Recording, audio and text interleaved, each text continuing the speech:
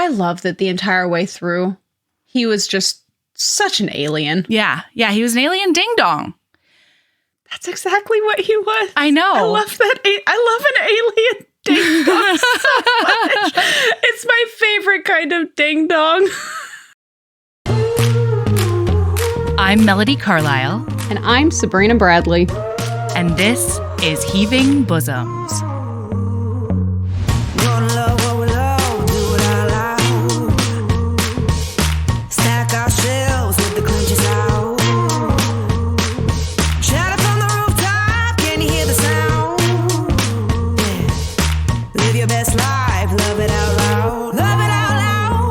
This is the podcast where best friends recap romance novels and other kissing media that makes us swoon, snark, and refills our cups.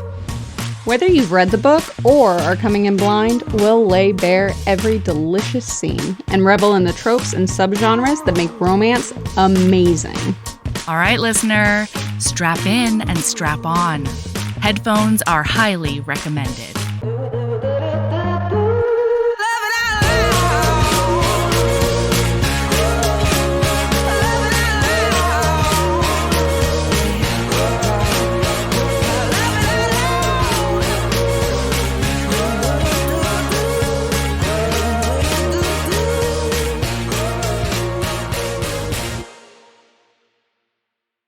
All right, Sabrina, I've been lost. I don't live here anymore. This isn't my address. I fully live in the Ruthless Bosses series by Theodora Taylor. That's where I live now. Oh, you went back. I did. I went back hard. Yeah. Uh-huh. Okay, I'm still halfway through the Theodora Taylor that I started after Oh my God. his pretend baby. And Oh it's my not because I God. wasn't enjoying it. I didn't even start reading something else. I think life was just welcome to Mel's Cunt Punch Extravaganza. Exactly. And then you are back in. I'm back in. Let's fucking do it. Okay, wait. So I'm going to tell you about them, I think, for Patreon. I think that'll be a really fun thing for me to just quickie? tell you. Yeah, like a quickie. I tell you about them. I'm delighted. One episode. But right now, okay, so the thing that's wild and amazing about Theodora Taylor is that I feel yes. But also, I feel like Theodora Taylor is just like, I'm out here in the world. I'm doing my shit. I'm going to adhere to some conventions and I'm going to change other conventions because, I'm that good. You know what I mean? And she's right. But one of those things is the 50 states thing. Yes. It's I know. an overarching thing for so many of her series. I know, because it's wild. Guess who started a spreadsheet about it? Yeah, you It's did. Me. Yeah, it's I Sabrina. started a fucking personal spreadsheet because I'm going to read all of them. Hell yeah. Eventually. One day. Yeah, right. And in this 4 set, okay, it's all contemporary, but one of them gets a little paranormal. Really? Yes. How? I will tell you about it. Let's just say she gets impregnated by a ghost. It's fine. It's fine. Or a spirit, I guess, is a better way to put it. In this incredibly contemporary series. Yeah. It just... Okay. All right. No further questions. It just has spirit fucking. Oh, it's so good. And okay, so right now I'm in the middle of His Revenge Baby, which is the second one in the series. And I've already read His Everlasting His Pretend Baby Love. The first one? Yes. Okay. Yeah. I've already read His Everlasting Love and His Enduring Love. And so now I'm going back to the second one. I know you hate it. I'm a chaos monster. It's fine. I'm just dissociating. It's fine. Keep going. Yeah. And I cannot wait to tell you and patrons about it because Theodora Taylor is a sight to behold. She is a presence to, I don't know, just be consumed by. You know, because I have things that I'm reading that I've been in a slump lately. Yeah. Which I know that my slump looks very different from other people's slumps. Other people are like, I haven't read in 4 months. And I'm like, I only read 8 books in 4 weeks. Like, like, I understand that these are different things. But for me, it's a slump. But we'll get into it in my lady love. But I do have a series that I think I'm going to want to talk to you about because I fucked up. Ooh, I'm excited. Okay, well, we have people to shout out, and they are... Hell yeah, we do. The people we will be recapping those books for. Yeah, these 12 people specifically. Everybody else can listen along, but it's specifically dedicated to these Taylor 12. Episode is dedicated to you. Yeah. Okay, so hey, new patrons, welcome and thanks to Amelia Y and Leah C, to Grace and Natasha N, Emma and Fiona B. I'm so happy that you joined. Hello. Yes, thank you. And then to longtime patrons, we'd like to thank Tabitha B and Molly H, Tara S and Maddie K, Mariah C and Megan D. Thank you for your support over this time. Yeah, really. You're incredible. And I really appreciate it. Because we couldn't do this without y'all. Yeah, for sure. Any hoodles. Okay, are you ready to do a book in one episode? Are you ready? We're going to, for the first time, have you strapped your tits goddamn books. Okay, so actually, listener, it's kind of funny because I fully rigged this in my benefit. This is our newest reading list that I was in charge of putting together with assistance from some patrons and their votes. And then I got to make some decisions all on my lonesome. And I literally just was like, Mary. I am Mary. Very happy Mary. Mary Melody. Mary Melody.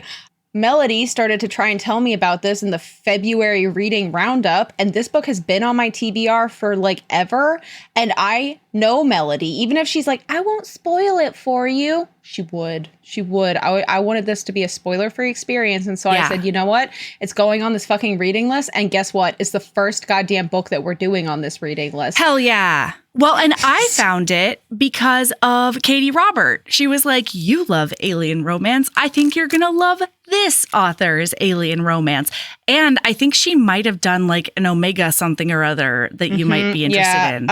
I did in fact go to look at her back catalog. I think her newest one in that series, the second book in that series, is coming out soon. This year. I'm stoked. Yeah.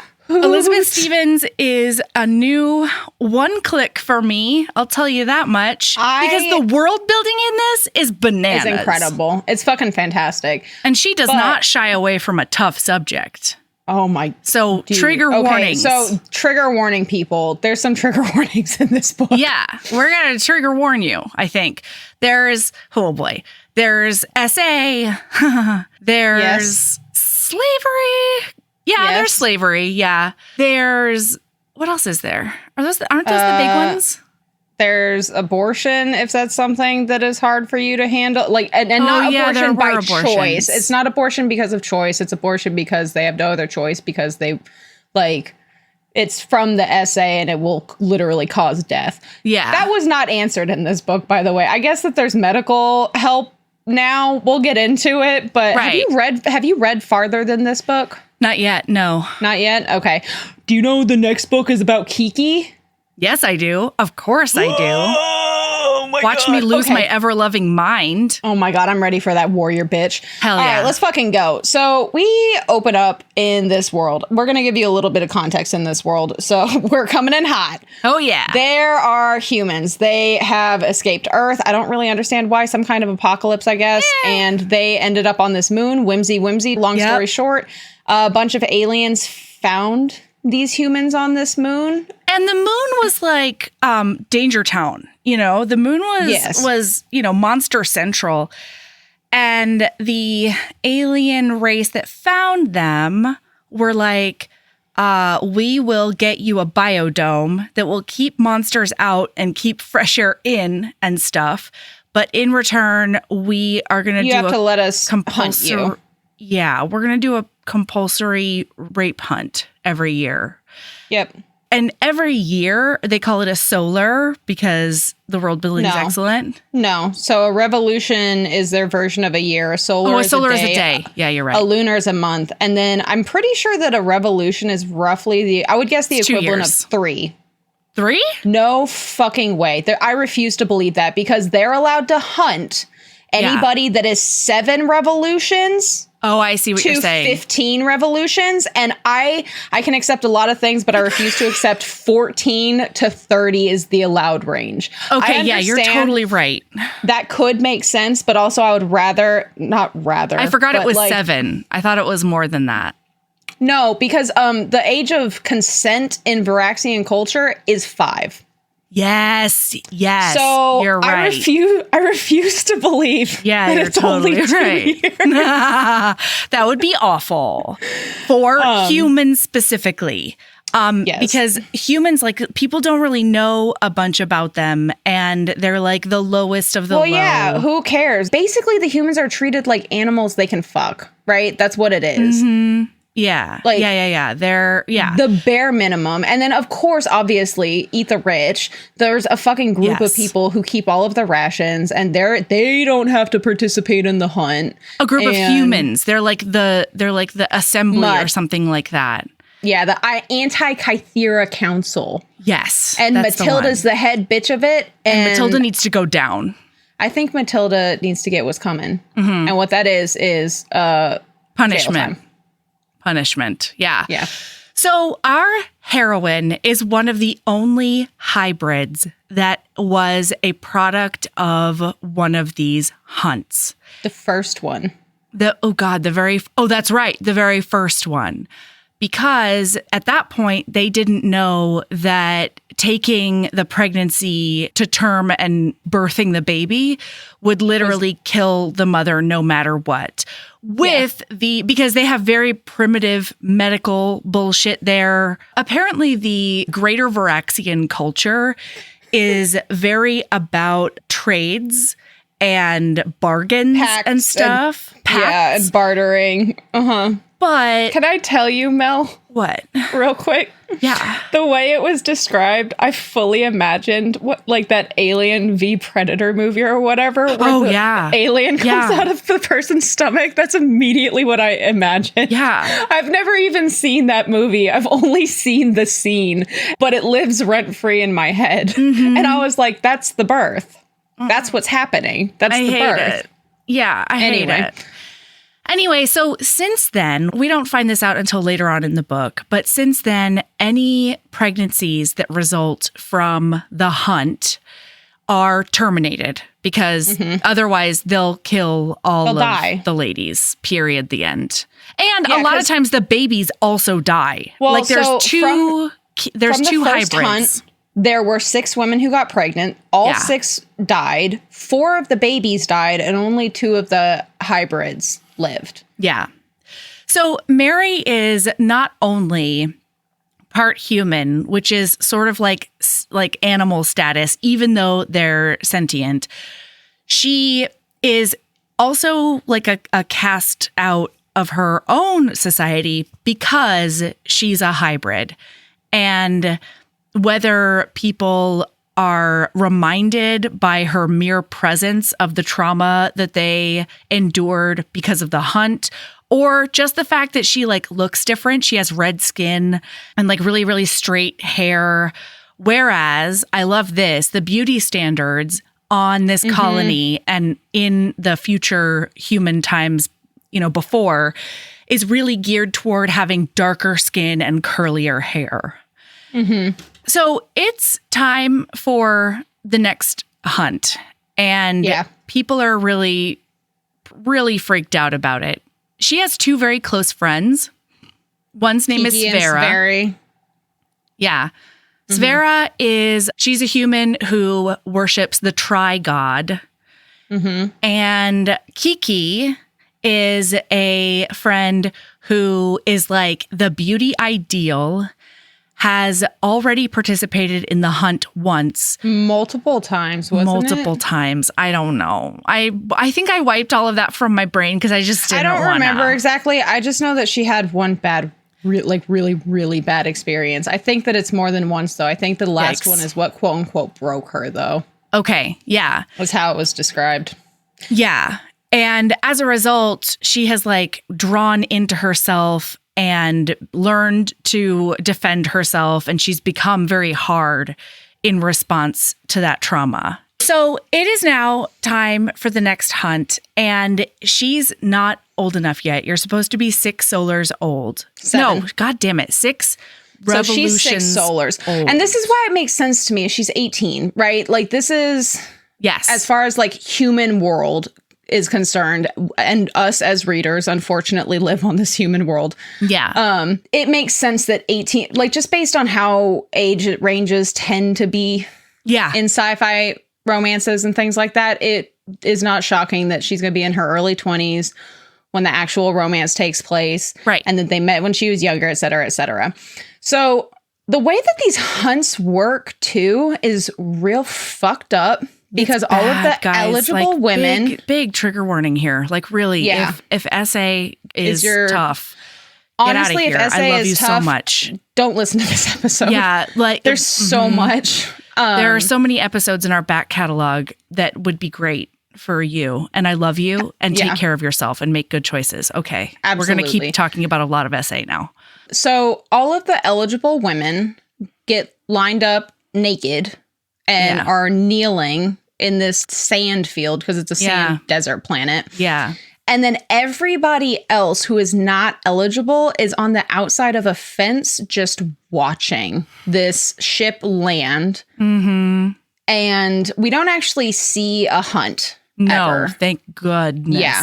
Because the aliens land and Voraxia, who is the head alien that comes every year. Right. And whose father founded the hunt.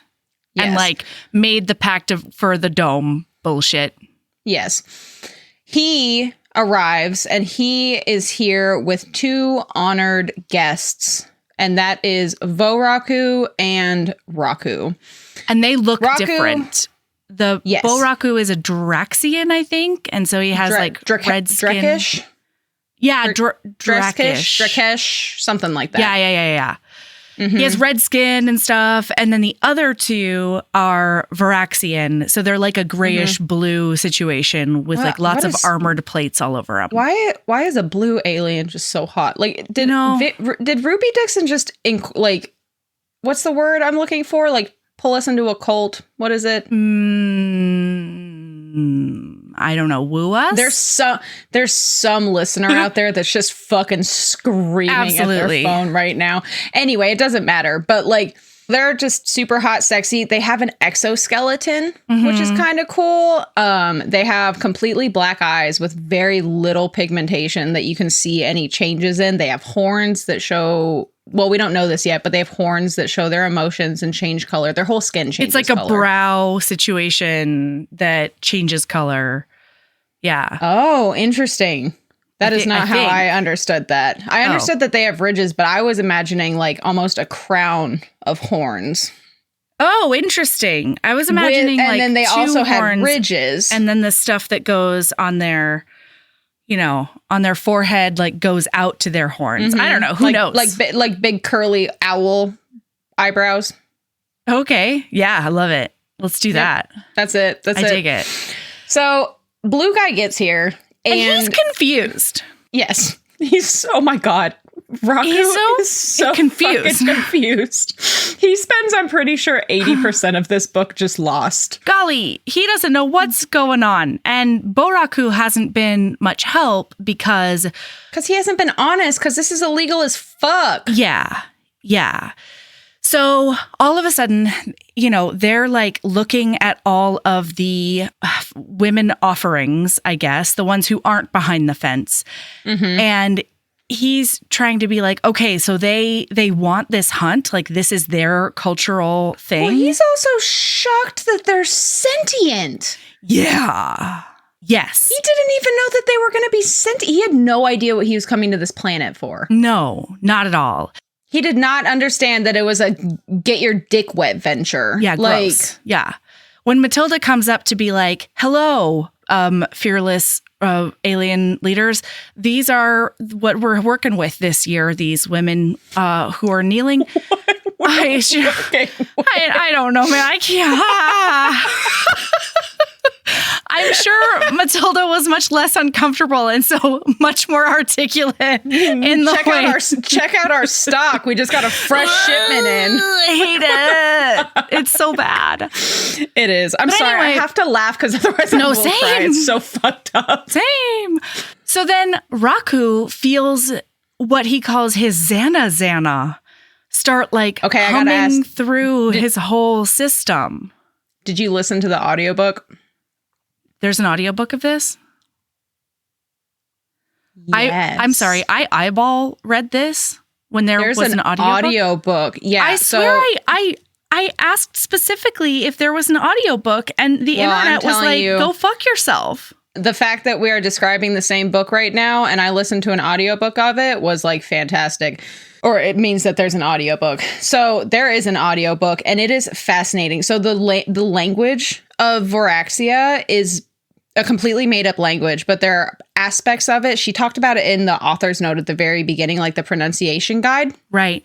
And it has, I don't remember the name of the language, but it's a language where there's a lot of like clicks, like as part of the language. And so it's Anna.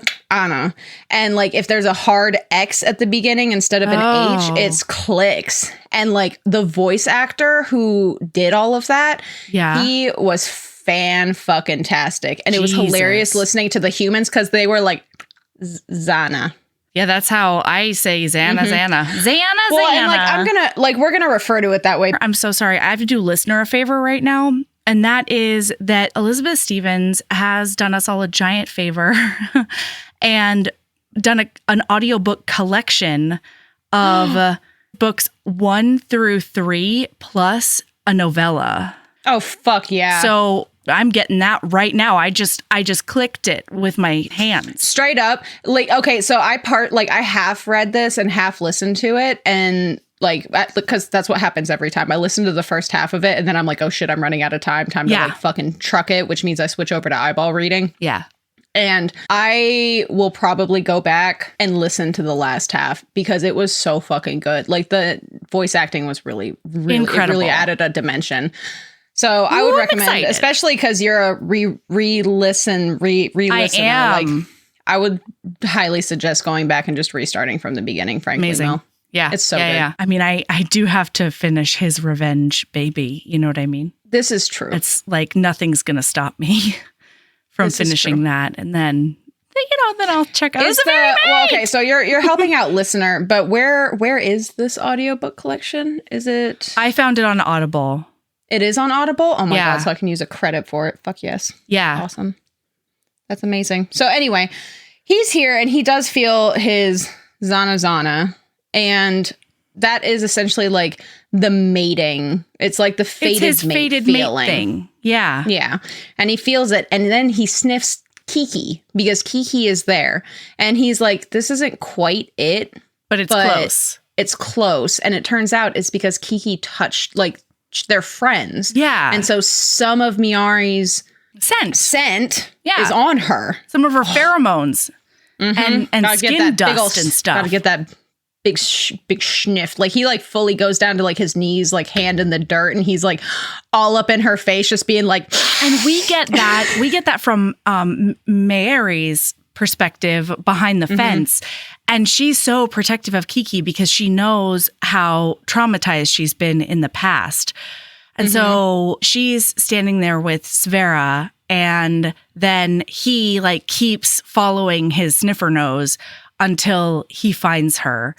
His schnooflin. Yeah. And then he's like, oh my gosh, it's my Zaveri mate. He also fully rips the fence out of the ground Yeah. and growls and roars like a rampaging monster. Yes. To get to her. And then he does get to her and she's like, why am I wet? Why is my cooter having feelings? Absolutely. Why? What the fuck is happening? Why am I horny? What is this? And yeah, well, you think you hate them, Mary. It's fine. know. It's the Xana. It's fine.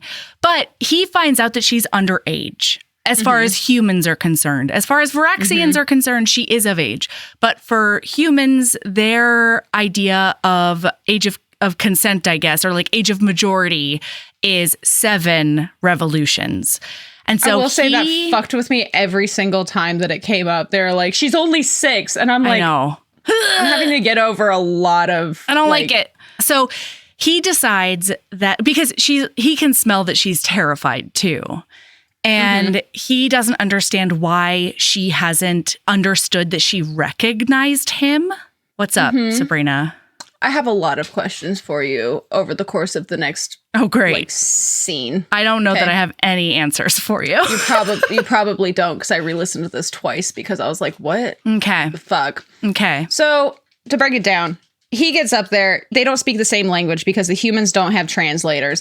Sphera does know how to speak Voraxian, though, kind of. And so she's able to do a little bit of translation. Not very well because she learned it from like soap opera, like the Voraxian soap operas, basically. But she's translating a little bit. He can tell that Miari's scared. He's pissed as fuck at Sphera because she can't understand half the shit. Sphera's like, what's a Xana? What's a Javeri mate?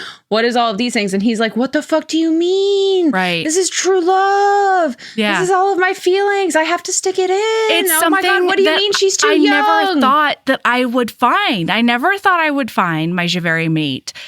So he decides that he is going to leave her to mature more like a fine wine. He's just decided that she's going to sit in his wine closet on the tree. That's the one. And he's going to go back out into space, but he looks around at the settlement and he's like, okay, this is some bullshit. I'm going to send a lot more supplies to y'all, and you are going to make sure that that citizen is taken very good care of. So this is where my question comes in. He has a lot of questions. He does not understand half of what Sphera is saying. He's also pissed off. Why would he not go talk to the so-called leader of the human settlement who does have a translator and could probably explain some shit? Well, because I do have an answer to this, and it's because Rakus do not ask questions. Oh my God, that's exactly what it is. Yeah.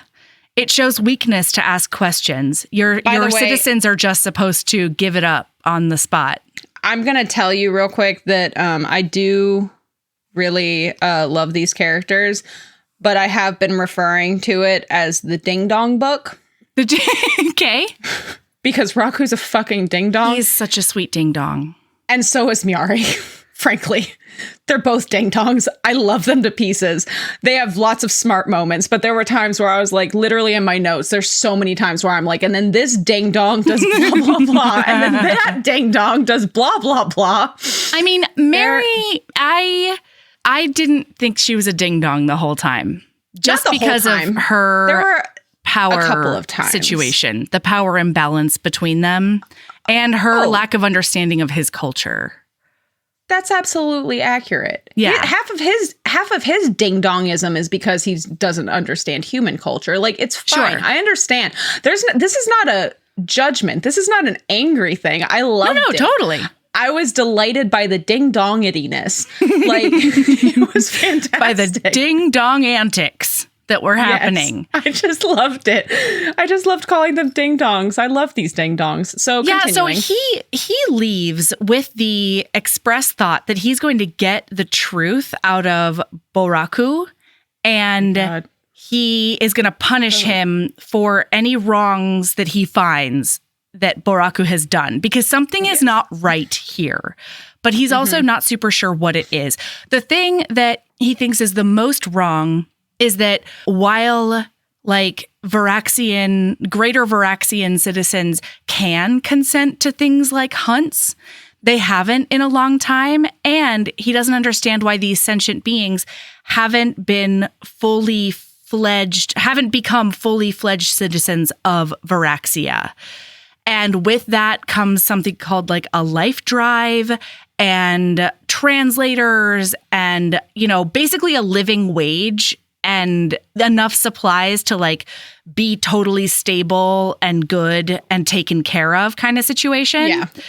And Boraku is like, well, it's because they're animals. And he's like, they're not, though. They can talk and think and do all the things. And Boraku is trying to keep them that way so that he can continue taking advantage of them horribly.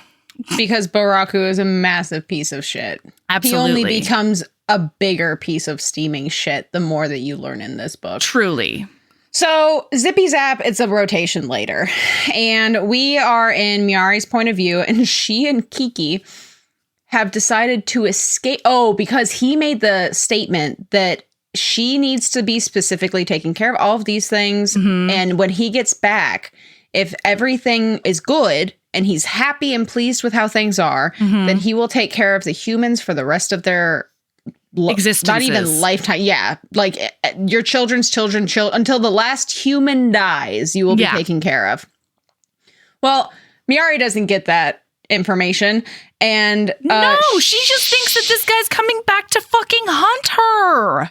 Exactly. And so she and Kiki decide to escape the city. They give Sfera a hologram thing that she built herself. Mary because she's did. An inventor. Mary is like such a fucking badass. Yeah. She's a tinkerer and she has no supplies, but still manages to like salvage enough to make these badass inventions. So they leave Sfera there dressed as Mary and they're hologrammed as Mary. And they're off in a cave somewhere. Yeah, after crawling through the sewers. You know how miserable it would be to crawl through the sewers and then have to hike across the goddamn dangerous ass desert? I mean, I think it shows just how desperate they are to escape their situations. Yeah. Exactly. Because Kiki's like, I would rather die from anything else, so frankly. Kiki doesn't speak anymore. Kiki only talks through a piece of charcoal and a pad of paper. Yeah. So they make it to this cave, they block off the cave, and then oh my God, Mel, you haven't listened to the audiobook. I was listening to this book at night. I had to stop listening and read it instead during this scene. Why? Because the creature, so they're in this cave and they hear these noises, right? Woof, woof, woof. And to give you a little bit of an experience, she's making all of the sounds. So she's like, dum, dum. Yes. Dum, dum, dum, dum, dum, dum, dum, dum, dum. It's like Jaws in my brain. And then you can hear the breathing and she's just like, and then so they're in this cave and this fucking creepy So you know how I have a lot of fears. We talked about a lot of them on podcasts, right? Not you.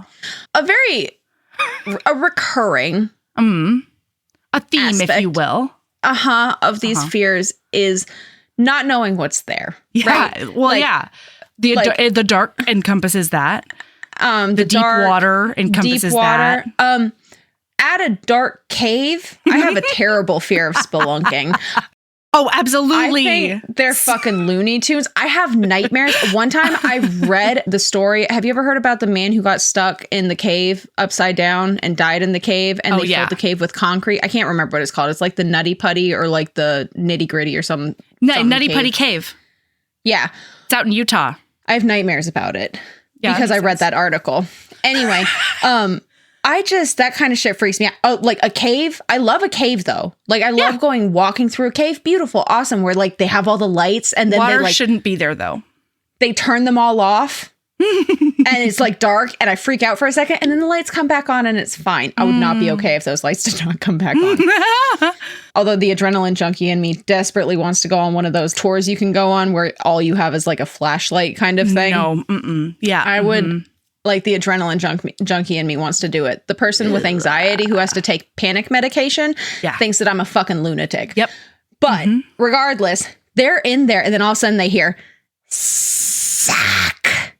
And that's like how she does it. And then she's screaming it because the thing is getting closer and it's getting excited. And she's like, sack, sack. And it's like, I was like, I can't fucking do this. I had to stop listening. Incredible. Because it was so scary. It was so fucking scary. Yeah. Like, this is a great example of a narrator just doing the most. And boy, that most worked. In the best and worst kind of way. So anyway, artist. This fucking creepy ass thing that we're not even going to describe because I did have a nightmare about it. It's fucking creepy and terrifying. Turns out this is its den. And Kiki, the badass warrior, does her best. And she does her best. A slashy slash with this thing that Miari had made for her. And she tells Miari to like run. Hard. Yeah. Like, get out of here. Don't worry. I'll take care of it. And doesn't she have a new sort of kind of knife that Miari made? That's what I'm saying is like Miari made her a weapon and it's like a electrified something. And then Miari also has this like fancy amp thing that she just finished. And it's basically a bomb gun. Yeah. And they do make it out. Kiki is like mortally wounded. Yes. And hardcore. They get out of the den. Kiki successfully did kill the one inside of the den, but guess what? There's like 4 more. Oh my God, they're right outside waiting for them. Screaming their fucking sack song and coming up the goddamn side of this mountain with all of their legs. It's fucking heinous. And they have so many legs, you guys. There's so many legs on them.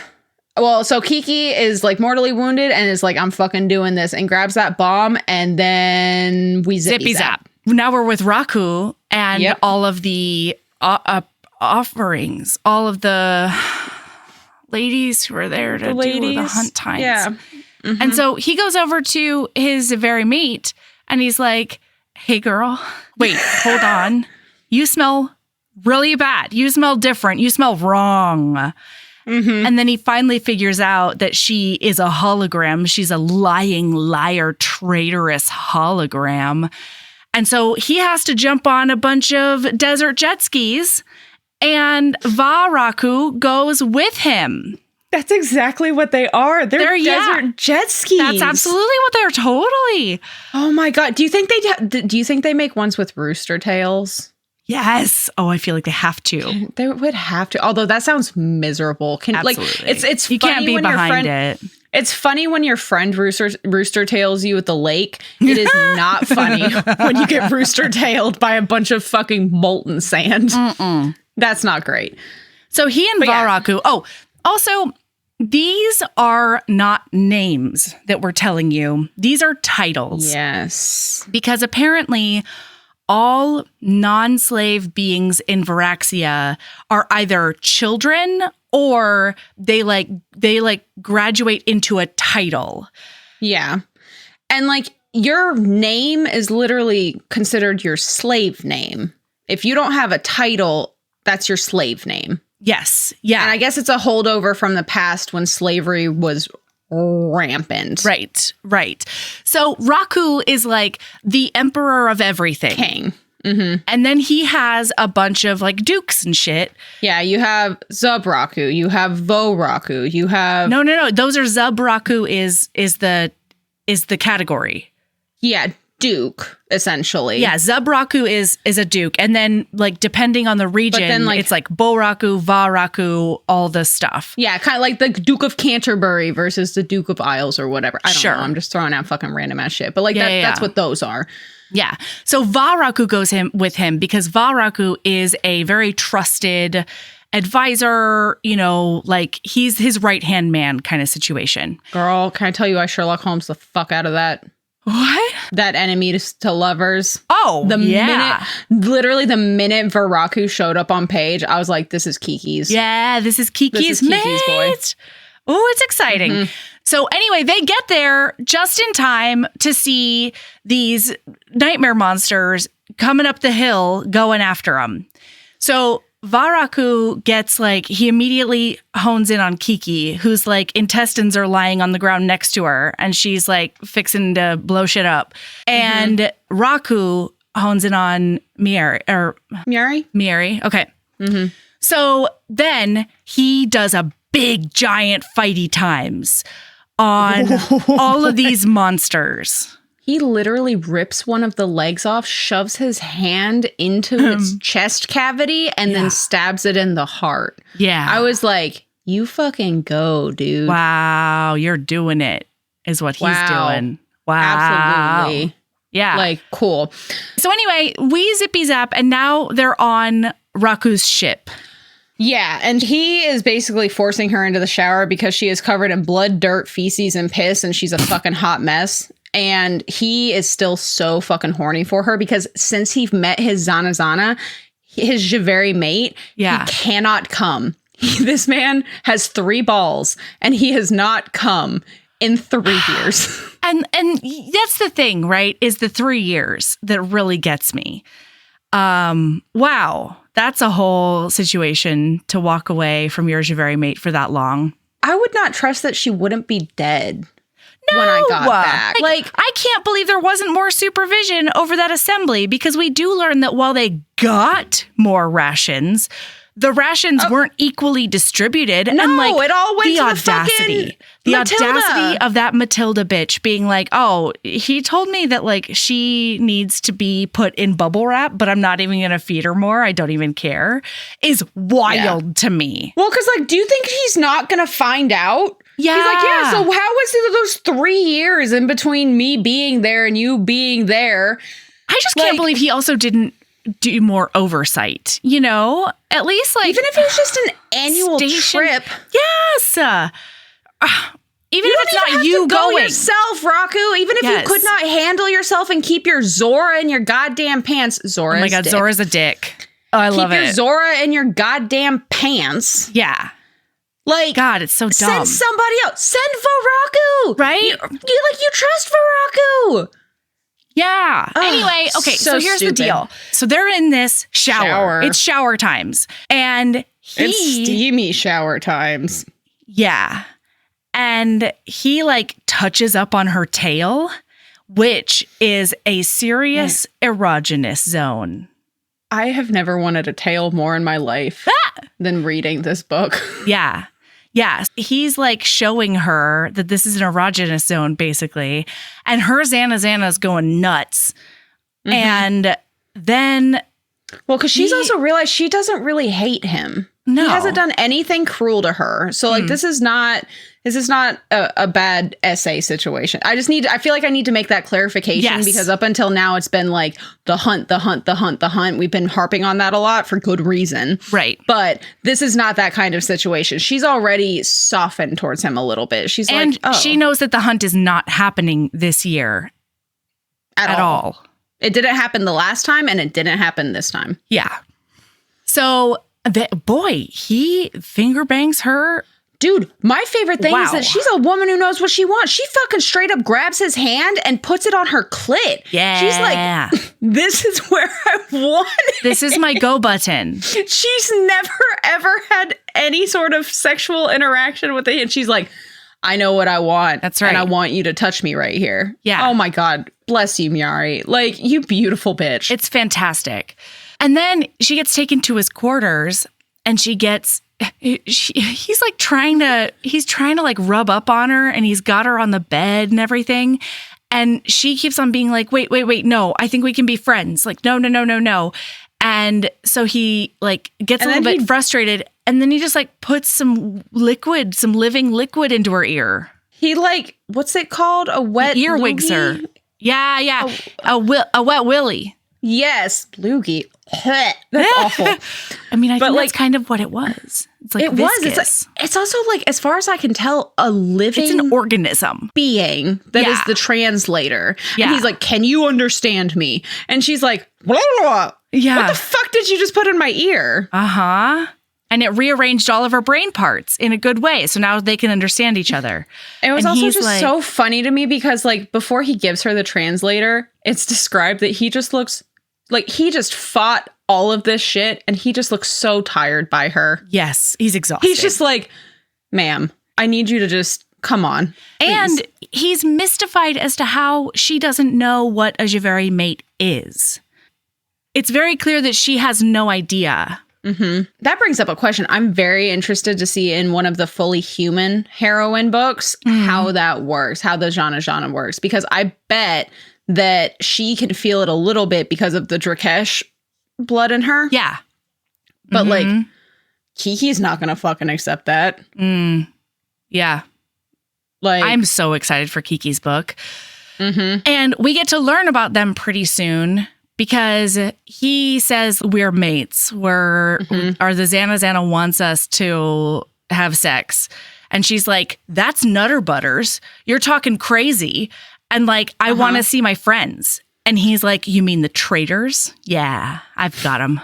Because by the way, here. He fucking hates Severa and he hates Kiki because he thinks that Severa and Kiki had this big old plan to keep her from him. And he's like, how fucking dare they? Yeah. And she's like, I kidnapped myself, bro. I did it. This was an escape plan. And he's like, no, they're traitors. That's it. No. Yeah. He basically like Raku plugs his fucking ears and he's just like, la, la, la, la, la. It's so true. Ding dong. Yeah. So I don't remember exactly how it happens in this conversation, but both of them understand the language of a pact. And he's like, I want your enthusiasm. I want your desire. I don't force people to have sex with me. And so I want you to be excited about it. And she's like, well, I can be excited about it if you don't hurt my friends. Yep, you don't hurt my friends, and I get to see them, and I get to confirm well, and then that. they keep like adding little bits and pieces here and there, and it basically boils down to if she gets to see her friends, if she gets to take care of her friends and confirm that they're okay, then he can dick her down real good. So he goes straight for the dicking down, and she's like, whoa, friends first, and he's like, what? Are you kidding me right now? And she's like, no, I can't trust you. You need to prove to me that you're going to keep your word. And so you keep your word and then I'll keep mine.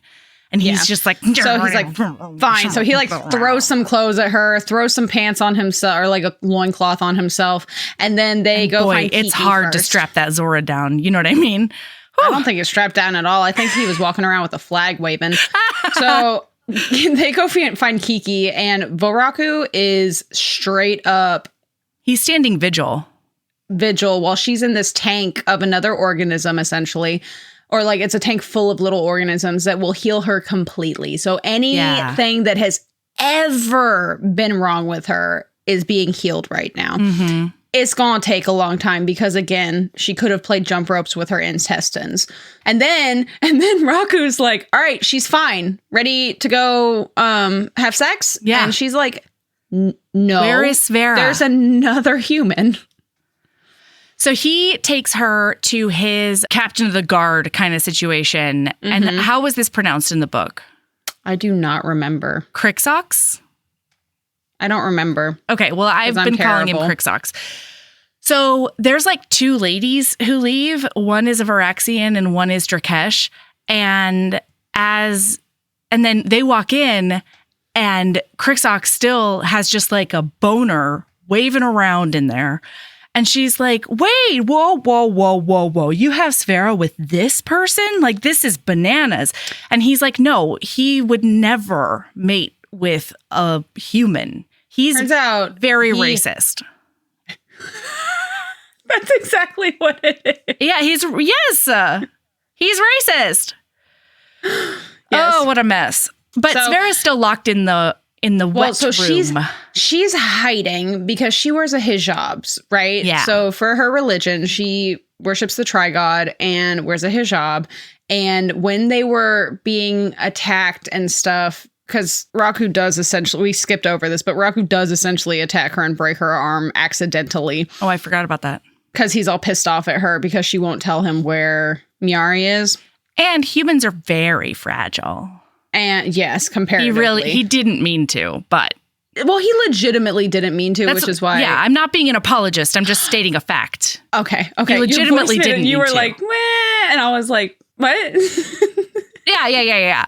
But yeah, so her at some point, I don't remember how exactly, her hijab gets ripped, and then they was trying to get Crixox to give her the sheet on the bed so that she could cover her hair, and he won't, and so she's hiding in the bathroom. And so Miari throws her fucking weight around a little bit, and she's like, give her the goddamn sheet. Yeah. And now, what's his butt? Raku has figured it out. He's like, okay, what will you give me for the sheet? And she's like trying to think of something, and she's like, I'll give you a kiss. And this ding dong, I love him, has no idea what a kiss is. But the fact that she was willing to offer that up as something she thinks he might like, he's like, I'm curious. Yeah, okay. Yes. Yeah, I'll do Interesting, that. interesting. Okay, the other thing is Crixox won't get a translator. And so Svera was trying to explain to him why she needed the sheet, and he was being like, it's for my fucking bed. Like, what are you? No. No. She's like, I need this. And he's like, I need it more. Why would you need no? This is ridiculous. That's my bed. Yeah. What are you doing, you stupid human? I've got 2 bitches coming over soon. They want sheets. Yeah. So anyway, she gets a covering, and Mary tells her what the bargain has been. And Svera, she's pissed. Because she's a follower of the Tri-God, is like, you're a virgin and this is like important. And she's like, nah, not really to me. On top of that, though, Svera's like, you don't have to do this. Yeah. And Miari's like, too late. And yeah, I kind of do. Like, yeah. So now it's time. They go back to. Dude, it's fucking on TM. It's so good. They go back to his quarters. God. She kisses him. And he's like, at first he like reels back, like, what the fuck is this human doing? Yeah. And then he realizes, wait, no. And then she says, did I do it wrong? I haven't actually done it before. And he's like, what is this? And she's like, well, it's a kiss. And he's like, explain to me this kiss. Explain to me this human custom kiss. And she's like, what is kiss? Yeah, show me again. She's like, wait, you want me to try again? And he's like, yeah, sure. So she puts her mouth on his, and then after a minute, she pulls back and she's like, can you like relax your lips? He keeps on calling it her mouth pillows. Her mouth pillows? They're so much softer than his. Okay, I fucking loved that this entire book, from his point of view, his alienness never gets less alien. Yeah. He never gets humanized in this book. And I don't have a problem with that. That's how it happens in most sci-fi romances. That's totally fine. I love that the entire way through, he was just such an alien. Yeah. Yeah, he was an alien ding-dong. That's exactly what he was. I know. I love that. I love an alien ding-dong so much. It's my favorite kind of ding-dong. Well, and then as soon as her little tongue snakes out and whatever, he's like, snicky. My tongue can join the party. And then he's like, oh my God. And now I'm just like crushing her against me. And instead of like pulling back or being horrified, she's given as good as she's getting. Raku, she whispers, and I'll be damned to the universe's lowest rung. The sound of my title on her tongue does things to me. I could sink cities for her. Hearing her speak to me in such a way. Please, she begs, and I shiver all over. Not cities. Not cities. Civilizations. Yeah. Oh my God. Boy. Wow. And then it's on. It's real fucking great. He goes down on her like a champion. Oh, yeah. And she's like, she's screaming like, Raku, please let me come. And he's like, I should be worried about her dignity and stuff, but I just want everybody to hear her shouting in pleasure. And then he flips her over and moves her tail. This is my other favorite alien bit, though, because right after she comes from oral, she's like, oh my gosh, I could just sink into a million pieces or whatever. And she says something about being tired. And then he goes, too tired to rut?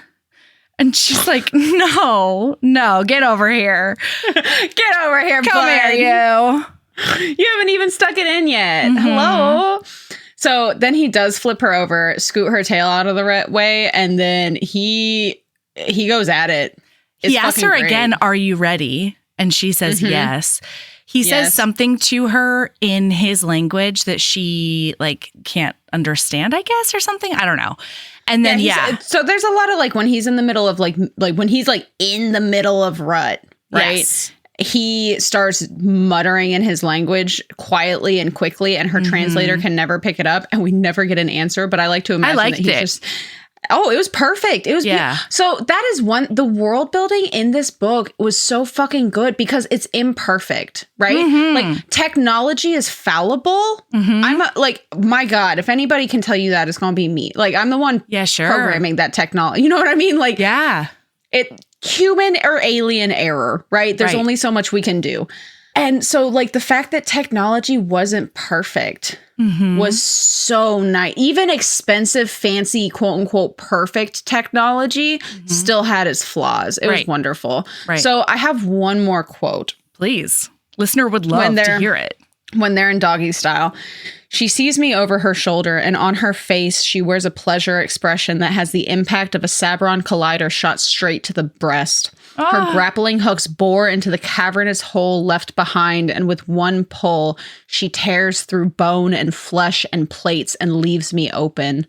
Then she crawls inside. And it was like, fuck. Because like we're getting this from his point of view, so we are seeing that this is not just sex. This is the mate bond. This is satisfying the Zana.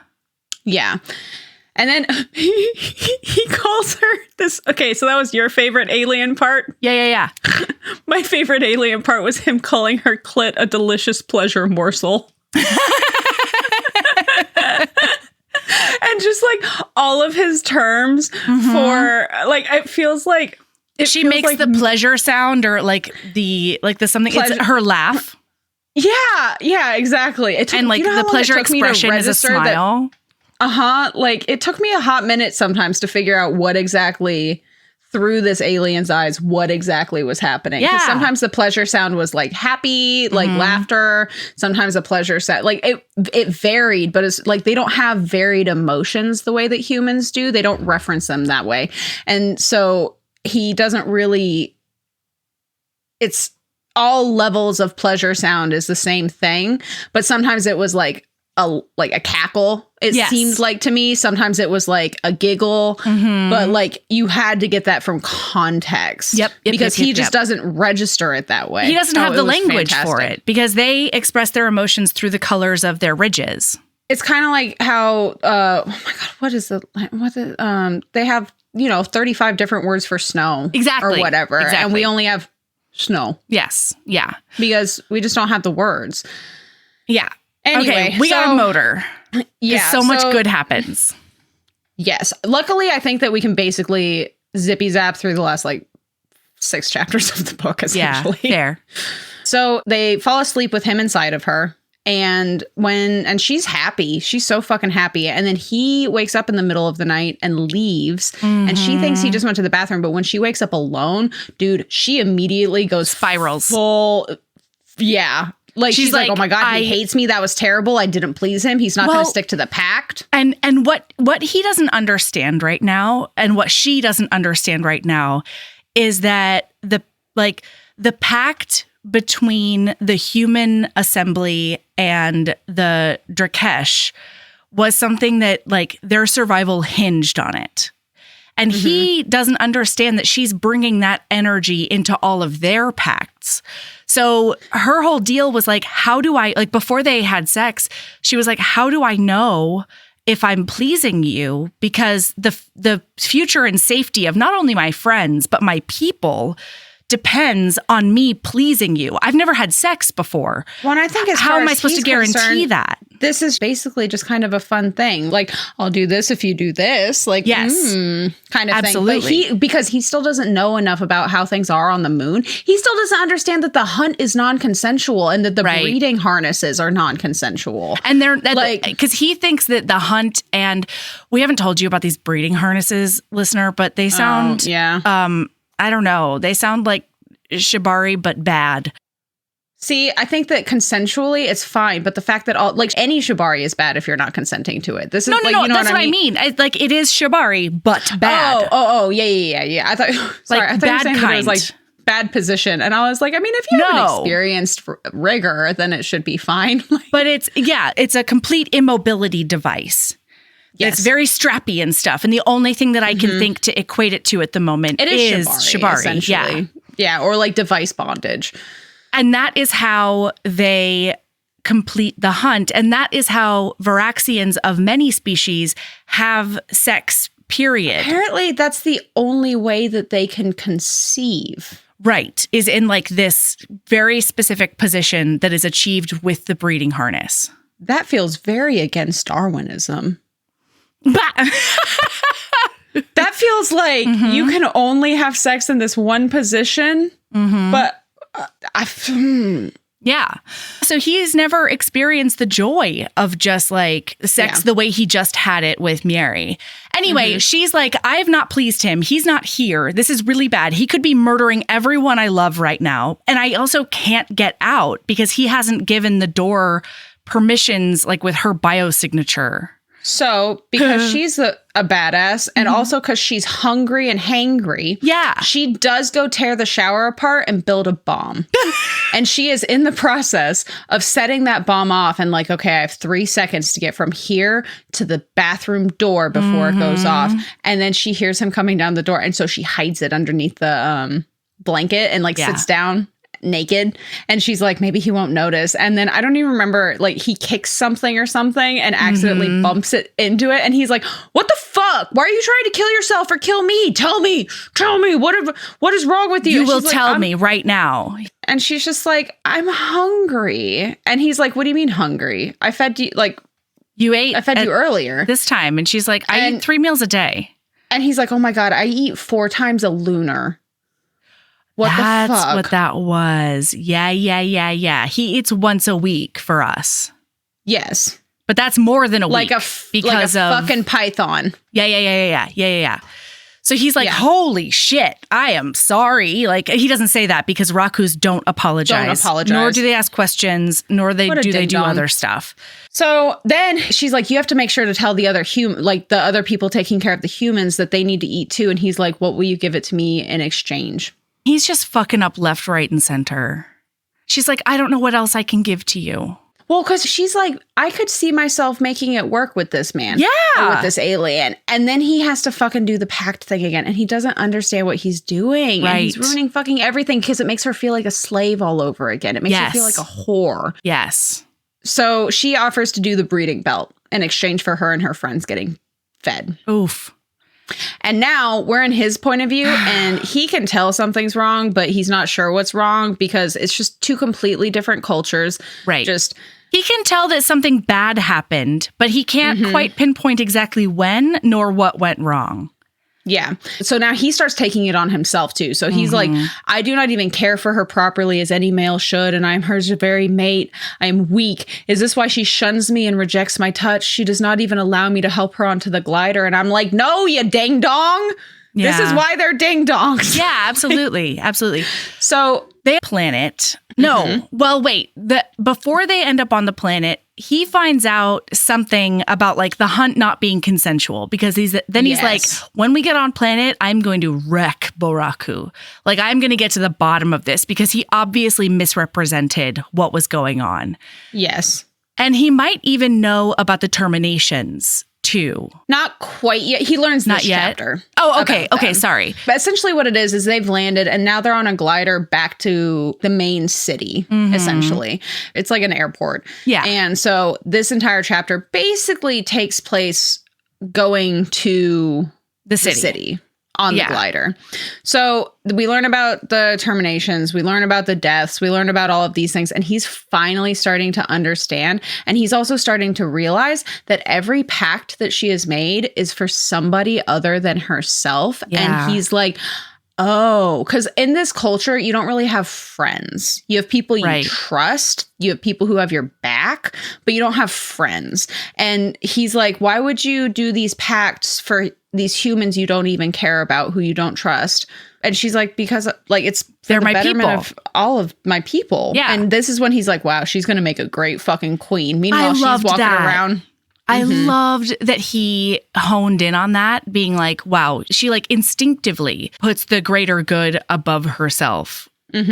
Well, and I think one of the reasons that he finds out about the terminations is because he asks like, How are there only 2 hybrids if this is happening every revolution, you know, and like a bunch of warriors come to participate and stuff? And apparently birthing rates amongst a lot of greater Voraxia are really, really low. And gestation is much longer than humans normally gestate. You can pry that trope out of my cold, dead body. I know, right? Like people are like, oh my God, I can't believe yet another book where there are just not enough babies being born. And I'm like, where's my spoon?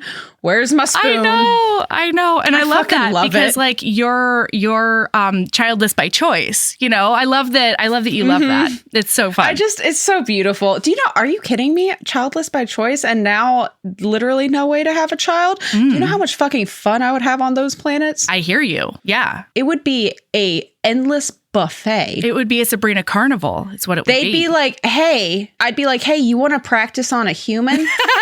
Yeah. We love that trope. Sex lessons. Hello. Fucking love a sex lesson.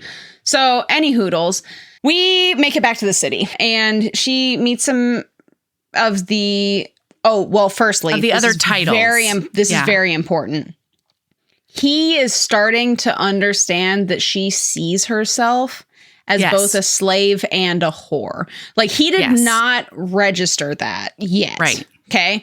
Like he did not understand that because he thought it was just like a little fun, you know, give and take and like power play. But guess what? You can't have a power play when there's a power imbalance. Exactly. It doesn't exist. So she commits a couple of cultural faux pas, unsurprisingly. And then I just have to say this is like mildly unimportant, but also like just such a beautiful thing. They live under trees, right? Yes. The sunlight does not hit the floor and their form of light is this river that reacts to ultraviolet light and glows like gold, but you can drink it. And like, I was thinking, I just can't stop thinking about that. That sounds so fucking beautiful. But anyway, so they head over to this hospital and this is when she realizes that, he actually gives a shit about the humans because he goes straight into the healer Lumeria. Yeah. And she's like, I need you to take a look at Miari just in case she's conceived. And also, just so you know, we're going to be sending a squadron over to the humans on the moon to make sure, like, we're going to make them full Voraxians and we're going to give them childcare. We're going to give them medical care. We're going to give them rations. We're going to take care of them and all of these things. And because the gestation is different, but, you know, they're much more able to populate. He's like, we need to figure out how these women can have hybrid babies without automatically dying. Because like, not only is it a tragedy that these women and babies are dying if they try to take the pregnancy to term, but also in their mind, in a universe where it's really, really tough to have kids, it's a tragedy that these women feel forced to terminate because they're choosing their own lives. I will say anything else. This is such like this is a touchy topic. And like when I was reading the book, I was there was a part of me that was like, I'm a little nervous to be talking about stuff like this on pod. Okay. Like about this entire book, but it was handled really well. Yeah. Like the wording and the way it was described and the way it was talked about, it never felt preachy, I guess. It never felt judgy about abortion in particular. The issue was that the pregnancy itself was a death sentence to the woman and the baby. Exactly. And it's like a tragedy. It's not like a crime. Exactly. Yeah. So then after he says this, she asks him what he wants in exchange in front of the healer. And he looks at her and says, "You dishonor me," he says, and his voice is sharp and cutting. "It renders me hollow straight down to my core. And worse, I don't have any idea what I've done or what he means or how to fix it. All I know is that the strange strand I felt in my chest pulling me to him suddenly feels like it's been cut. And I don't want it to be." Like, that was kind of the final straw. Like, he was like, what the fuck? Why would you assume this is going to be a pact? Right. He says, "Do you really think I'm that dishonorable?" I think he says, like, of a male, that I would make you, like, barter this basic human right you know? Mm-hmm. And she's like, I don't understand. This is the way we've always been doing it since the dawn of time and since our relationship began. Like, you set this precedent. I didn't. Yeah. So they end up back at his house, and he can tell she pulled away, and she can tell he's pulled away. And he basically tells her, you're going to sleep here, and I'm going to go sleep at essentially the alien House of Commons. But first, we see that he got the specialist, most beautifulest, most expensivest, rarest kind of breeding belt there is for her specifically. Are we not there yet? We are. Okay. But yeah. The way he does this is so fucking dramatic, and it's beautiful. He's Raku. She sees the breeding belt next to the bed when he's giving her the tour, and he whips out his sword and just slashy, slice. And then he looks at her and he says, I now understand the nature of this pact in its entirety. You have taught me this. Pact does not mean equal trade when there is an imbalance of power. Unlike the hunt that takes place on Syrian or the similar run of the mountain that takes place on Naboo, your people never had a desire to participate. Your people's pact with the Drakesh was was a forced trade. And now the pact between you and me is also forced. And then he talks about a bunch of other things. But finally he says, I will dishonor you no longer by remaining in your presence. These chambers are yours until after the ceremony, and you will remain confined until then. But after that, you will have free reign of the kingdom. Of your kingdom. Yes. At this stage, we will determine a suitable living situation that brings neither discomfort onto you or shame onto our union. I hope that this may please you and that it may serve as a sign of contrition for the acts of my kind against your humans and of me against you. Though as for the latter, I never intended to dishonor you. It dishonors me to do so, and knowing that I have as a price I will pay for the remainder of my rotations. Oof. What a king. Oof. And dude, she is so stunned that she can't make words. And so he just walks out. And up until this point, she's been calling him Raku. Oh my God, we forgot to tell them. Oh, I'm so sorry, listener. I've done you a wrong. At the end of, as they're like laying there after the first time they had sex, he says, oh my God, we did. I know. She says like something like, thank you, Raku. And he says, Zoran. My name is Zoran. My given name was Zoran. And then she's like, thank you, Zoran. And and like his name coming out of her mouth is one of the best things that's ever happened to him. And he's been calling her Mieri in bed too. Private. Right. Yeah. And something that before he left, because we're in his point of view for all of this, he notes that she is so fucking beautiful and that she is his, but no, she is her own and I cannot touch her. And so he is giving her full bodily, emotional, mental autonomy and is just removing himself from the situation. Well, because I don't know that we adequately explain this either. In public, he calls her Rakukana. And that is basically queen. So what the passage was talking about, the ceremony in 3 days, that's basically her Rakukana coronation. Yes. And so she's going to learn more about the culture and learn more about the ceremony so that she's prepared and all of that. And when he says you're free to like do whatever, that's not like as a citizen, that is as queen. No matter her relationship with him, she's is still queen, period, the end. And that's something that she doesn't quite understand for a while more in the book, too, because it's just such a foreign concept. I think at one point she thinks like, wait, I don't have to ask to like see my friends or have something or whatever. I can just do it because I'm my own person. And he's like, because you're queen and a person. So yeah, he leaves and she hates it. Yeah.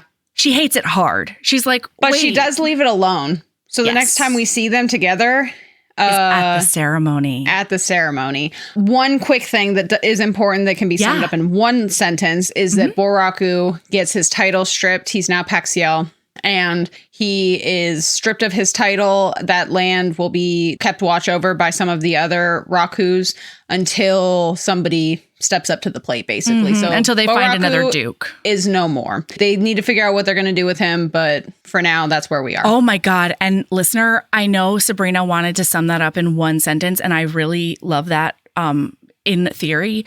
But I do need to say that you should read that. You should read the book, period. I think the book. If you can overcome the triggers, if you have and space everything. for it. Yeah, but yeah. We get to watch them having this meeting with Boraku where they have to sort of paint him into a rhetorical corner until he finally shows his true colors. Literally on his brow, but also in his words and deeds. And then that's why they get to strip him of his title, because technically everything he did, all of the legal. Rape, all of the abuse, all of everything was completely legal because they made sure they were not fully fledged Voraxian citizens. That's why they kept them at that status. So anyway, he's also introduced the idea that there's like a rock people, and those rock people are having a really hard time having babies. Yes. And so he's like, I know that they would trade everything like 1 billion, trillion, million times dollars. There are people of pirates, and I'm going to tell you right now, I want that man's book. I hear you. I'm with you. Yeah. But like they want the coordinates to that moon so that they can find breeding partners, essentially. Essentially, yeah. So it's time for the coronation, and she rolls up as she's born, fully naked. Did you love this ceremony? Yes, it was fucking beautiful. Loved this ceremony. Because she rolls up fully nude and kneels at his feet, and then okay, so... I nearly stagger as beautifully accented high Voraxian ripples elegantly from her lips. Because, to be clear, listener, she is speaking the words in Voraxian instead of through the translator. Because she realized when he walked out after she was silent, she was going to have to do a grovel. And a grand gesture at a minimum. I don't think she has to grovel. She doesn't grovel. But she does a grand gesture to make sure he knows that she wants him for him. So this is part of her grand gesture. Raku, I present myself to you. I present myself to the Voraxian people as your very mate, she says, and she does not use her translator. She speaks to me in my own tongue. I feel like I've been pricked with a Droharian-tipped needle. It electrifies my skin softly while a much stronger dose bursts beneath my plates in the center of my breast. I clear my throat when I speak, for it is full of this emotion I've never felt before. Thus, I do not know how to overcome it. It takes nearly all of my control to tamp the colors to my ridges, and whatever control is left into not running her on the sands in front of all my people. You are the Zana to my Zaneru, and I am honored by you. Rise, my very mate, and take your place as Raku Kana to your people. I have full body goosebumps right now. And then it gets even more meaningful because she starts naked, but after he says like, rise as my Raku Kana, he takes off all of his robes and puts it on her to signify that everything that's his is now hers. His protection. Yes. His safety. All of it. And so he ends the ceremony fully nude. And like, that was really hot. The way that Elizabeth Stevens manages to weave everything. Well, and weave extreme equality into every single facet of the narrative, basically from a little bit before on, is goddamn gorgeous. You know? Absolutely gorgeous. And she picks up all of these threads that she's been weaving this entire time. We are slowly, over the course of, at this point, like 150 pages, learning about this culture, learning about him, learning about the people, learning about her, learning about her people, because it's not a typical human civilization, and putting it all together in a way that is just, it's really gorgeous. Yeah. I don't know how else to describe it Right? other than it's fucking gorgeous. Yeah. So, okay. The past 3 days have been absolute hell for him too, but he wanted to make sure that she had her privacy and her space and all of that. And so all he has gotten is like a very brief overview of her schedule. And he has noticed that maybe perhaps she has been spending quite a bit of time with a fellow inventor who engineers shit in alien times. And wow, she sees him a lot. And I guess it means her twice. his very mate like might be in love with someone else and like might have taken his Zora wherever she wanted it. Ding dong. It's so cute. Dong. And so then as they're headed back to their like thrones so that all of their people can dance and sing and get drunk and do all the shit around them and they sit on their thrones. I cried at this scene like a fucking baby. Yeah, Mel. same. I loved it. Okay. So they're walking past this inventor engineer dude and he hands her something that's like wrapped in whatever. And she's like, oh, thank you so much. And it takes every single ounce of his self-control not to be like, another person is giving my mate something. And they spent so much time together. And where is his Zora bin and all the business? So then they get onto their thrones and they sit down. And she's like, I have a gift for you. And he says, gift, I do not understand this gift idea. That doesn't translate. So she explains that it's just something that is nice that she wants to give to him as a sign of affection and gratitude and all this stuff.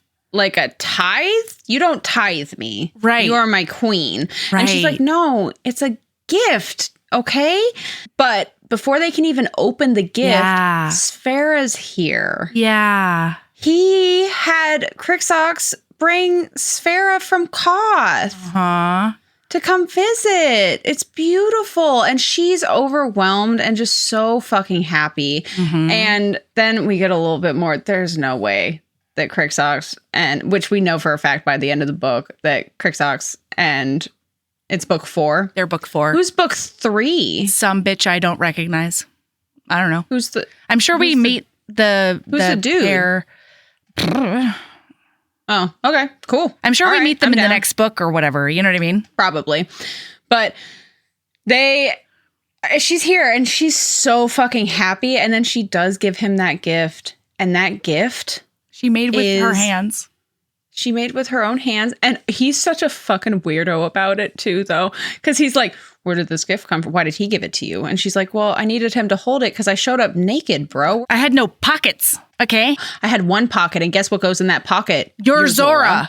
Yeah. Your Zora. It's a Zora pocket, sir. And it's a very exclusive space, okay? Like, there is one person on the VIP list. Invite only. Yeah. But the gift, she made a functional not galaxy, but solar system of Voraxia, like the Voraxian Federation, basically. And and it's like solar powered and shit. Yeah. And it rotates and shit. And it's got some of that fancy gold water in it that lights it up. It's like beautiful. And he is so fucking overwhelmed. And get this, I have a quote for you, Please. Mel. It's because his ridges, by the way, I think the more that I look at these quotes, you're right. It's not a little horny crown. It is the little owl eyebrows. But anyway. Okay. His ridges light up like a fucking fireworks show, and he cannot hide. And he's like behind her and like pulls her up onto his lap, and he's like, and he's putting her arms, and he's putting his head into her chest, and she like tries to lift him back up to be like, what's going on? And he's like, I can't show them. My people can't see me like this, because he spends so much of his time just tamping down his emotions so that his ridges show nothing. And she said, so then she lifts up her arms so that her fur can cover him. And she tells him, don't worry, they can't see you here. I'll protect you. He barks out a shout as ripples cross the muscles in his back. I fold my arms around him as he slides his own arms beneath my covering and wrenches me to him. His lips meet my chest in the space just above my heart, and he kisses me there, warm and wet and rough. I comb my fingers through his hair, and for what feels like the most beautiful eternity, we just hold each other while the fires crackle and the people dance around us. It's in that moment that I feel it with finality. The zana in my stomach and chest and head and heart is no longer tormented. The molten river is settled. There's no more delirious flood because, like me, for maybe the first time in my life, my zana is home.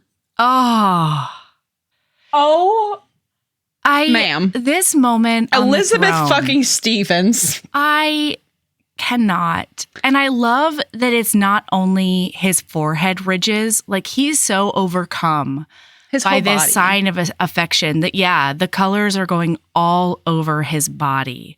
Because he's like curled up in her arms. Like he has his arms in front of his chest because she is fully blocking him. Yeah. Because otherwise everyone would know.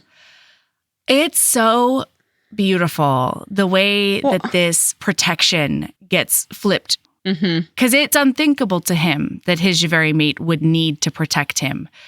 And yet... But that's what a mate does. Exactly. And she gets to be that for him in this moment. And then he starts, after he calms down, he is a petulant little baby because he finds out that she has 2 more presents waiting at home. And he's like, well, tell me what they are. What is they? And also, I didn't get anything for you. And she's like, what the fuck do you call Svera? You brought her here, even though you still consider her a traitor just because you knew it would make me happy. And he's like, but you couldn't unwrap it. That's not a gift. Yeah, it's so cute. It's so cute.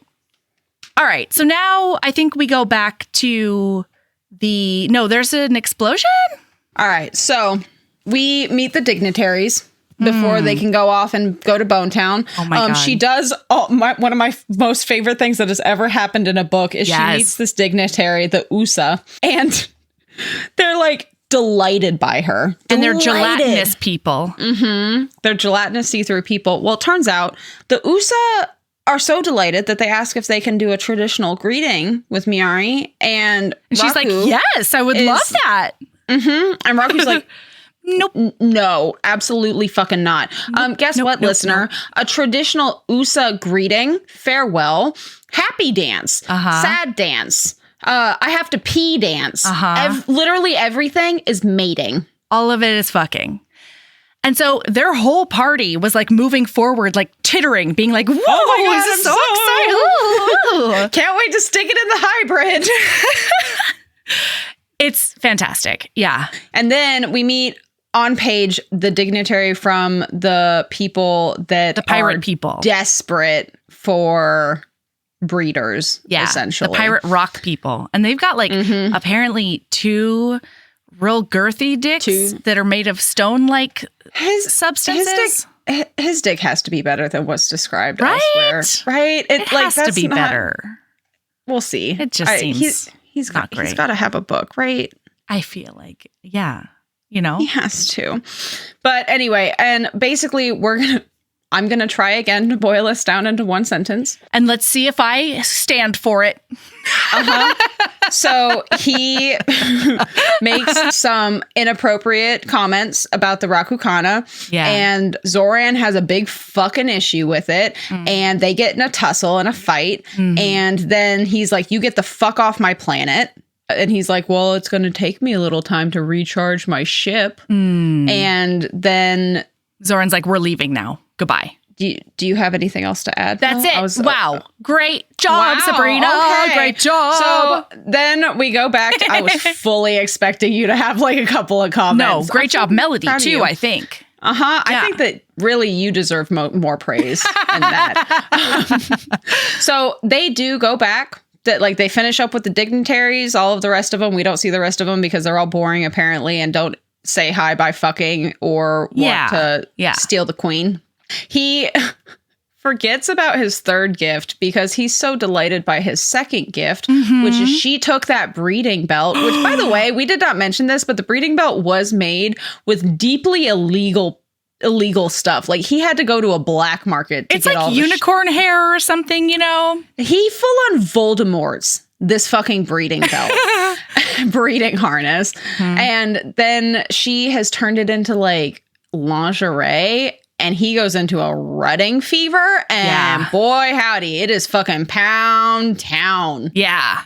Yeah. She also gives him a blowjob and spits on his dick, and I was so happy about it. Same. And like they're both like a little bit surprised by her doing that. Especially because Voraxian women don't touch the dick. At all.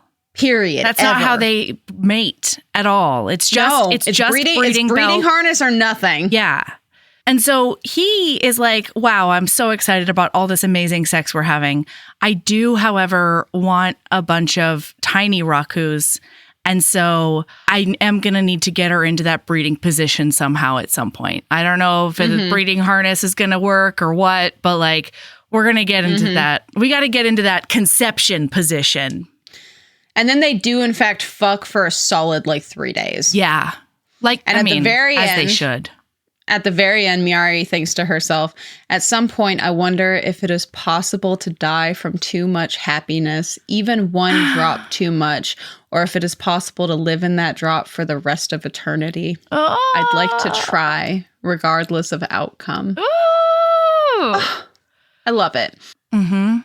Boy, then we're going to skim the hell out of this. There's important stuff that happens, but we're going to skim the hell out of this chapter. But it's mostly intrigue. It's political intrigue. Yeah. It was fantastic. It was super interesting. But basically, it's a big old talk that basically boils down to the humans are going to be given the opportunity to be on other planets and form healthy, consensual, happy relationships with aliens and bear their children. Sverri is going to be Miari's advisor. And human liaison. And then guess what? Paxiel, our old Baraku friend, who is no longer Baraku, escapes. Goodbye. Big moon. Done. Yeah.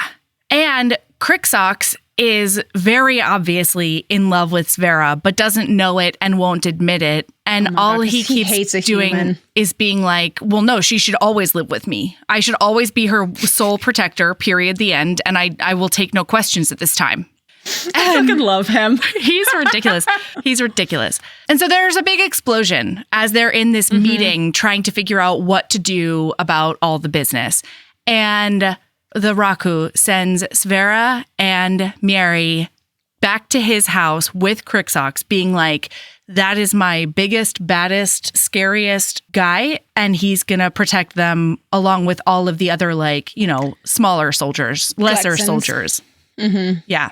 And then he's supposed to go after Boraku or the Pirate King.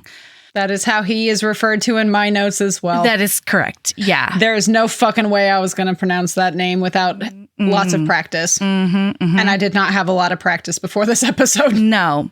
So back at the, house, Miari has already shown Svera that she made like upgraded hollow boys that can change into any person if you stick their hair into it. And so when they finally get overrun by these Pirate King boys, Svera puts a hollow on both of them, switching their identities. Because she's trying to protect the Rakukana from being kidnapped. But then because Miari can't let Svera go alone, they pull a whole ass Scooby-Doo villain bitch. Yeah. And both end up getting taken by these pirate boys. Right. This is when we find out after they take them that Miari is pregnant. We find out that she is preggers, even without the breeding harness. Because guess what? It's almost like humans are wildly fertile compared to the rest of the alien galaxy at large. Indeed. In every fucking book. Yep. And I love it. I love it so much. But anyway, a lot of shit happens. This is like the action scene. Svera gets hit in the face and she's bleeding all over the place. Miari's pregnant and gets stuck underneath a fucking table. One of the bad dudes is in a rut rage or some kind of shit like that. And he is the other guys are trying to protect them, the women. Yeah, the other pirate boys are trying to protect them. Zoran comes in and Crixox. Oh yeah, you're right. First, he shows up and he is not looking good. He is not looking hot. This boy is at 1 hit point, barely. He's been beat to fuck. Yeah, and he immediately goes to Sfera and grabs her, and she's not covered anymore. She's completely naked. Yeah. And he gets naked to cover her up and make sure her hair's covered and her body is covered. The way that is important to her. Oh my God. When he did that, like the ship was already sailed, but now it's an armada. It is an armada. I know. Yeah. But anyway. And then Zoran comes in and kills whoever's left. My God. Zoran is a mad puppy. Yeah. He's an angry little puppy just growling and ripping all that shit apart. Absolutely. And then he finds out that she's pregnant and he is like over the moon happy about it. Mm-hmm. Then they do have really questionable, she still is definitely broken sex. Oh, yeah. In the medical bed. And didn't hate it. I just whimsied real hard. Yeah. And then they're together forever and it's beautiful. His final present to her, though. He has one present for her. He wrapped an entire tree in wrapping paper. Because he built her a lab. Yeah. Oh, it's beautiful. It's the best. And then she's just so happy. And she's like, let me show you how happy and grateful I am. And he says, on one condition, you call me Zoran. Yeah. The end, listener. The end. And now, book 2, Kiki's going to come out of that goop. And she's going to be so fucking mad. She's going to be big mad. Oh my God, she's going to be so mad. Is going to be big mad. And Voraxia has an uphill battle ahead of him. Yikes. No shit. Yikes. All right. That was Taken to Voraxia. Yeah. Look at us. Oh my God. See what time that I do is see now? the time. It's a sexy time. That's what that is. And I'm going to read basically the rest of these books. So you might see that come up on Patreon. I don't know. Yeah, I will probably also be continuing to read these. Yeah. We'll see. It depends on, I'll tell you in my lady love. Well, Sabrina, I have a lady love. Mm-hmm. And that is, I have unlocked a new superpower, I think. Okay. I unlocked one last week. Now it's your turn. Nice. What's yours? Exactly. Mine is very simple. Anybody can do it. It is homemade pizza crust is what I unlocked. And then homemade pizza crust, if you make too much, boy, does it double as the base for cinnamon rolls the next morning. What? Yeah. Delicious cinnamon rolls. Out of pizza dough? That I made, yeah, with my hands and my determination. And also some instant yeast. So, I didn't know that I was talking to a kitchen goddess. Neither did I. I'll tell you. Okay, I'm just made that. It's not a joke, to be clear. I know. I am legitimately awestruck right now. Yeah. Wow. I'm big excited about these developments. And I think that my family is going to be as well. Oh my God. Can we make pizza together and then cinnamon rolls sometime? I would love that. That's even just virtually, we can. Oh yeah. We can just do that as a thing. Hell yeah. I would love that. That sounds amazing. Yeah, I'll love that. So I'll link the recipe I used in the show notes. I am wildly impressed. Thank you. Ooh. I might have to try this now. Because I really want to start cooking a lot more from scratch. Just because with the stomach thing that I had recently, that issue, I'm a little gun shy about processed foods.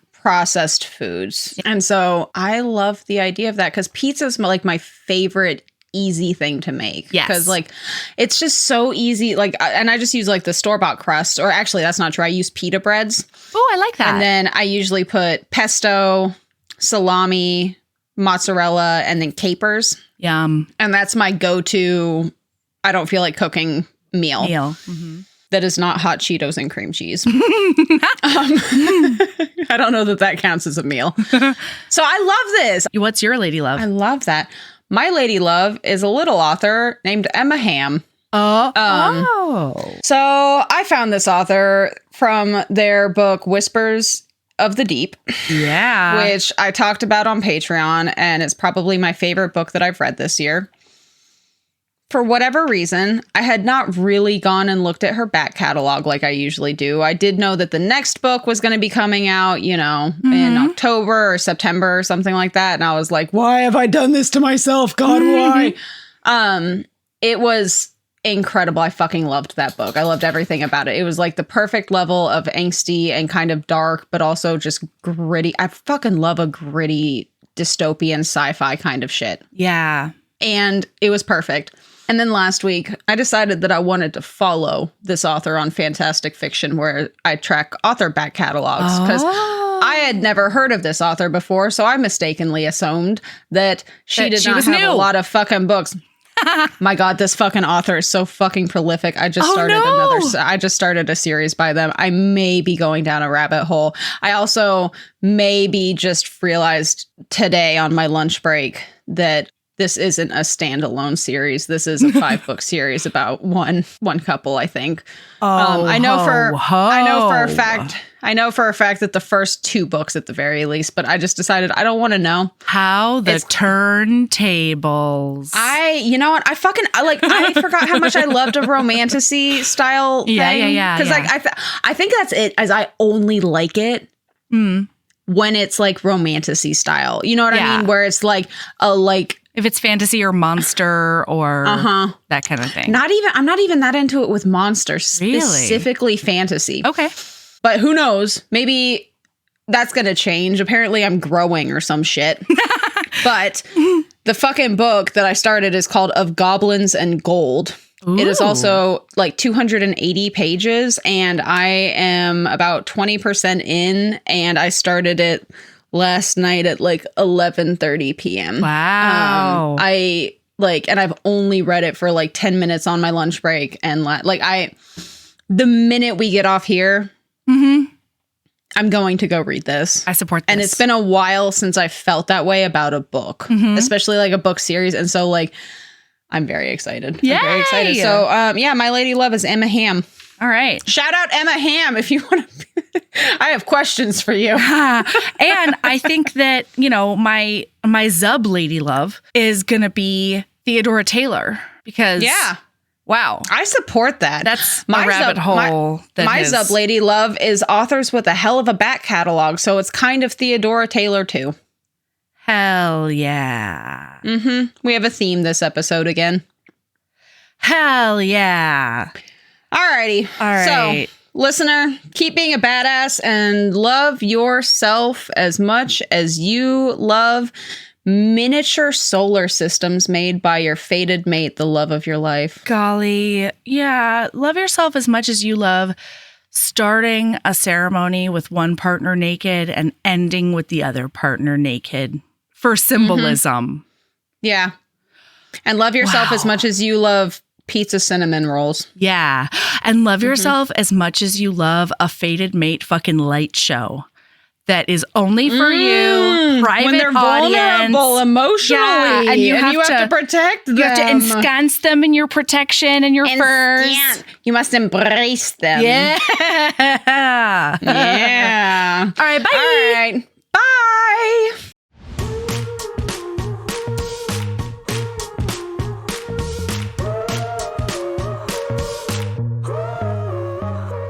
Heaving Bosoms is produced by us, Melody Carlisle and Sabrina Bradley. Editing is done by Melody Carlisle. Our theme music is by the incredible singer-songwriter Brittany Fonts, and our art is by ultra-talented author Kate Pryor. If you like our show, remember to follow us on your favorite podcast app, rate us 5 stars, leave a nice review, and of course, tell all your friends about us, even if they don't read romance. If you want to get in touch, you can email us at heavingbosomspodcast@gmail.com. If you want more of us, visit patreon.com/heavingbosoms-podcast. You can also find us on Instagram at Heaving Bosoms, on TikTok at Heaving_Bosoms, and in our Facebook group, the Heaving Bosoms Geriatric Friendship Cult. Head over to our website to sign up for our newsletter, get our Reading Embrace printable, and check out my audiobooks at heavingbosoms.com. All right, we'll be back next week with more swoons and snark. See you then.